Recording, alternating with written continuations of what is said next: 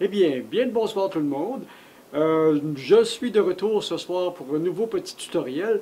Hier, j'ai fait mon tutoriel en me servant de la caméra pour essayer de capturer l'écran. Et ce fut un désastre. Donc, j'ai réglé le problème. J'ai un nouveau logiciel de capture de caméra. Et puis, pour le son de caméra, et puis pour mon son dorénavant, je me servais avant du microphone de la caméra. Et comme j'ai un studio d'enregistrement, je ne comprends pas pourquoi j'ai pas fait attention avant au son qui sortait des caméras. Dorénavant, tout le son qui sera sur mes capsules sera enregistré par une carte de son extérieure et par des microphones extérieurs de type professionnel. Comme celui que j'ai ici, là. Celui-là, c'est une copie d'un SM58.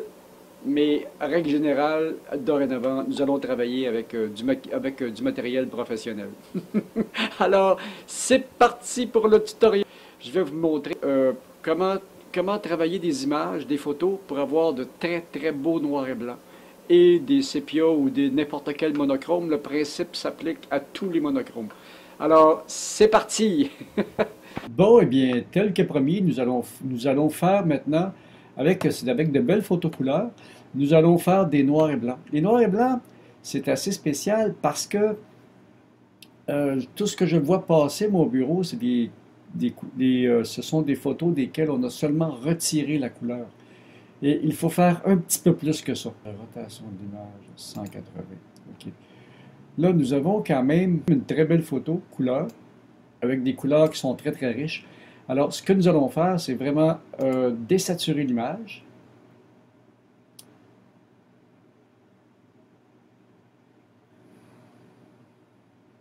On peut soit avoir, il y a une commande de désaturation, mais je ne me rappelle pas où elle est, mais celle-là, ça va faire l'affaire quand même. Donc, nous allons désaturer l'image. Complètement désaturé. Et ça me donne un noir et blanc, mais ça fait un noir et blanc qui est un petit peu fade. Alors, ce qu'il faut faire à ce moment-là, on peut toujours regarder si, dans les réglages, il n'y a pas possibilité d'aller chercher des niveaux automatiques. Et c'est un petit peu trop. Okay. À ce moment-là, ce que nous allons faire, c'est vraiment probablement changer les niveaux d'exposition. Ça, c'est une des possibilités.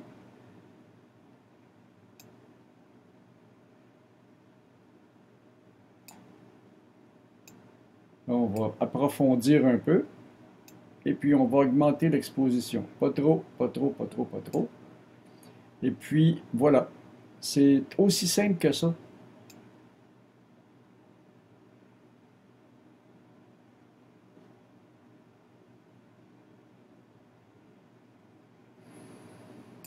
Ça, c'est une des possibilités.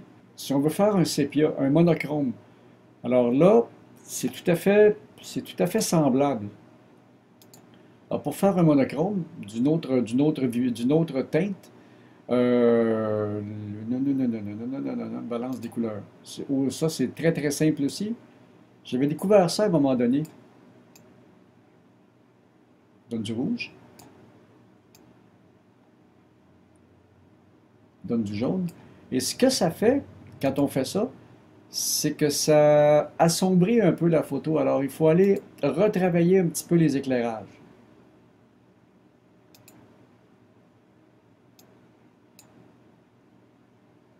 Là, je passe par une autre fonction, mais ça fait, il y a beaucoup de façons d'y arriver. Je prends toujours la première qui se présente. Non, ça fonctionne pas à mon goût. Avec Photoshop, avec ces logiciels-là, ce qui arrive, c'est qu'il y a une infinité de possibilités. Non, pas celle-là non plus.